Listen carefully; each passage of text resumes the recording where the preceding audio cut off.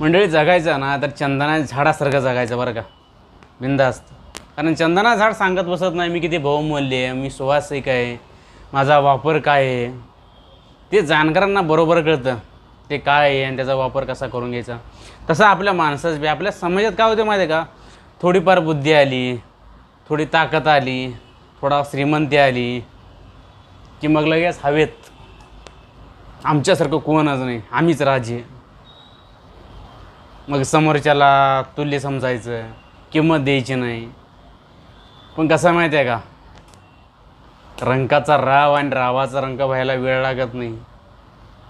त्यामुळं काळ आणि वेळ थोडा जपूनच चालायचं.